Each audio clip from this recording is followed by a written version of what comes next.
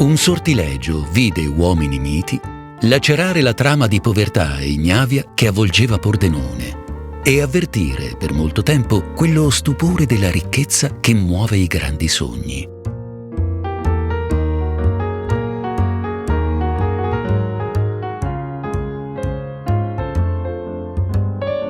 Tra la metà degli anni 50 e 60, un'inquietudine rassicurante inebriò la città di una incontenibile fiducia nel futuro, quasi una dimensione alterata della realtà.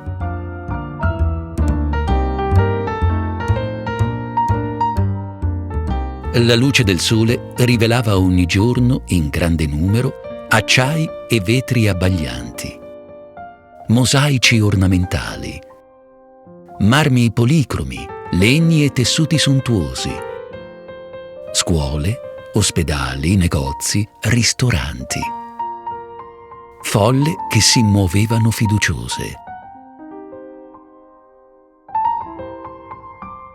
L'incanto prodigioso che nessuna città delle Venezie aveva allora.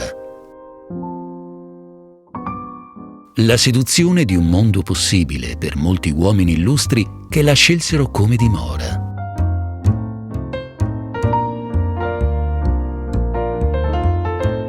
Una smisurata e abbagliante ricchezza elevava torri di marmo e bramava le vertigini degli alti palazzi, figlie delle proprie vittorie, come accadeva nella mitica Milano.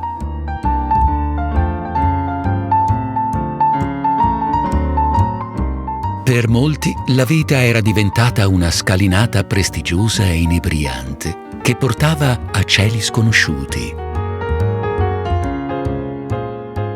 L'opulenza di ognuno si rifletteva nel bene comune, immutabile al passare delle generazioni, la sorgente vera del futuro.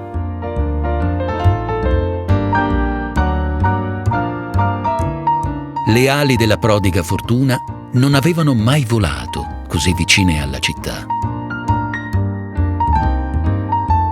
Una promessa a se stessi era stata incisa a fuoco nella profondità dell'animo. Mai più la miseria nel futuro dei figli. Mai più la solitudine disperata